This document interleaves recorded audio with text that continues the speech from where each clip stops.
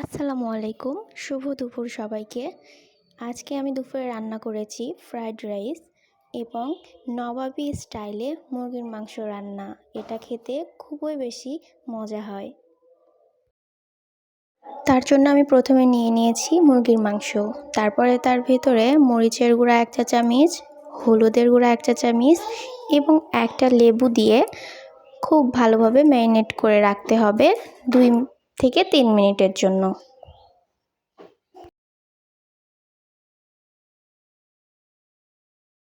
তারপরে চুলায় একটা প্যান বসিয়ে প্যানে 1 কাপ তেল দিয়ে সব মাংসগুলোকে অল্প আঁচে ভেজে নিতে হবে।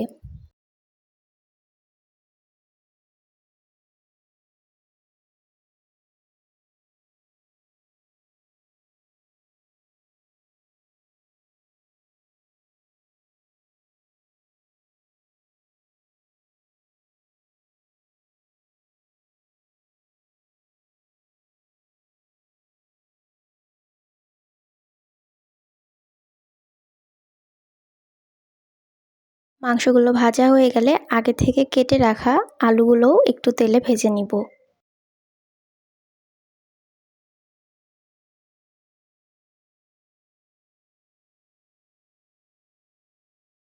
তারপরে একটা পাত্রে দিয়ে দিব পর্যাপ্ত পরিমাণ তেল। তারপরে দিয়ে দিব সামান্য কিছু রসুন কুচি, তারপরে কিছু পেঁয়াজ কুচি দিয়ে এটাকে ব্রাউন কালার করে নিব। তারপরে দিয়ে দিচ্ছি একটা তেজপাতা অর্ধেক ভাগ করে এবং লবঙ্গ দিয়ে দিলাম 2টা। এখানে বেশি মশলা ব্যবহার করা যাবে না। গোটা মশলা বেশি ব্যবহার করব না, কেননা আমি এখানে গুঁড়া মশলা ব্যবহার করব। তারপরে আমি এখানে দিয়ে দিচ্ছি 2 টেবিল চামচ বাটা মশলা এবং লবণ। বাটা মশলায় রয়েছিল আদা বাটা, রসুন বাটা, জিরা বাটা এবং তারপরে ব্যবহার করলাম সস 2 চামচ, মরিচের গুঁড়া 2 চামচ, হলুদের গুঁড়া 1 চা চামচ, ধনিয়া গুঁড়া 1 চা চামচ, গরম মশলার গুঁড়া। গরম মশলার গুঁড়াটা আমি বাড়িতেই তৈরি করে থাকি। তারপর এটাকে অল্প একটু পানি দিয়ে খুব ভালোভাবে কষিয়ে নিতে হবে। তারপরে আগে থেকে ভেজে রাখা মাংস এবং আলুগুলো দিয়ে দিলাম। দিয়ে এটাকে খুব ভালোভাবে নাড়াচাড়া করতে হবে। প্রথমের দিকে পানি দিতে হবে না।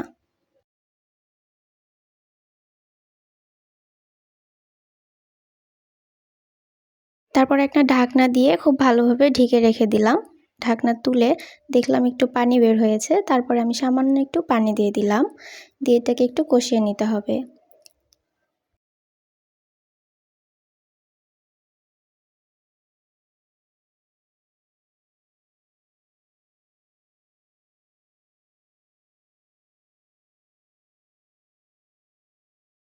আমার স্বাদের জন্য আমি দিয়ে দিয়েছি 3টা রসুন। এখানে রসুনটা স্কিপ করতে পারেন।